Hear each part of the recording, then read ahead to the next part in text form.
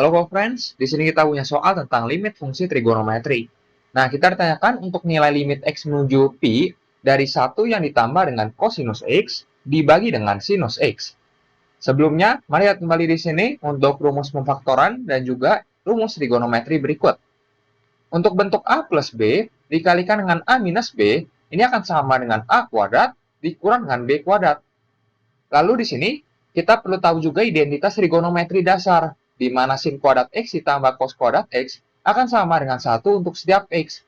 Akibatnya, ketika cos kuadrat x-nya ini kita pindah ruasan ke kanan, berarti nanti yang dihasilkan 1 min cos kuadrat x. Nah, ini akan sama dengan sin kuadrat x berarti. Lalu di sini kita juga punya bahwa kosinus dari pi yang ditambah dengan x akan sama dengan minus kosinus x. Nah, dalam kasus ini kita punya untuk limit yang ditanyakan adalah limit x menuju pi dari 1, lalu di sini kita tambahkan dengan kosinus dari x, lalu dibagi dengan sinus dari x. Nah, jika kita mendapati bentuk seperti ini, kita perlu kalikan dengan sekawan dari bagian pembilangnya. Nah, mengapa demikian? Supaya nantinya kita akan mendapati bentuk 1 min cos kuadrat x, yang nanti akan sama dengan sin kuadrat x, sehingga sin x-nya akan tercoret. Nah, jadi di sini perlu diperhatikan bahwa memang kita perlu menggunakan metode tertentu supaya kita mendapati bentuk limit yang lain, di mana kita dapat menghitung nilai limitnya. Jadi kita punya, ini menjadi limit x menuju pi dari, nah kita coba saja nanti kalikan dengan sekawan dari bagian pembilang. Jadi kita punya 1 plus cos x dibagi dengan sin x terlebih dahulu.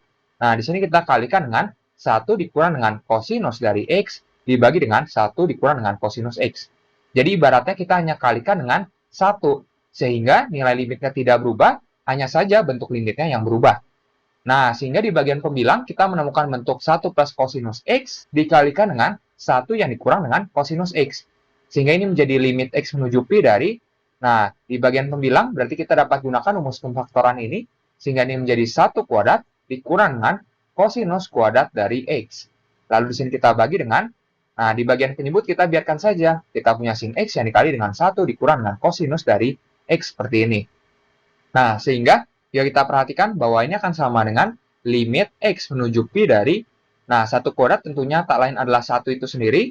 Nah, lalu di sini cos kuadrat x kita biarkan seperti ini dibagi dengan, nah, kita punya di sini sin x yang dikalikan dengan 1 dikurang dengan kosinus dari x.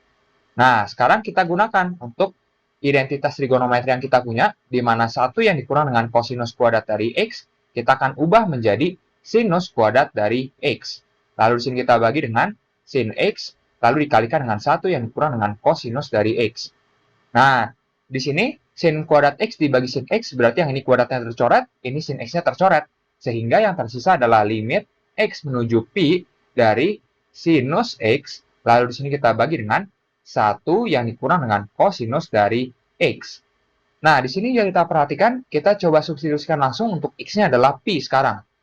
Yang berarti kita dapati bahwa ini akan sama dengan sin pi dibagi dengan 1 yang dikurang dengan kosinus dari pi.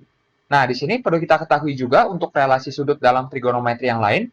Nah, sekarang kita punya untuk yang sin, jika tadi cos, sekarang kita punya sin, di mana sin dari pi yang ditambah dengan x akan sama dengan minus sin dari x. Jadi jika kita perhatikan bahwa sin pi ini dapat kita tuliskan sebagai sin dari pi yang ditambah dengan 0.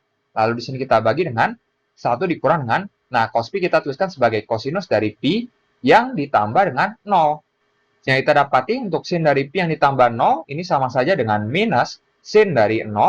Lalu untuk yang di bagian penyebut, 1 dikurang dengan kosinus dari pi yang ditambah 0 menjadi 1 yang dikurang dengan, nah, negatif kosinus 0.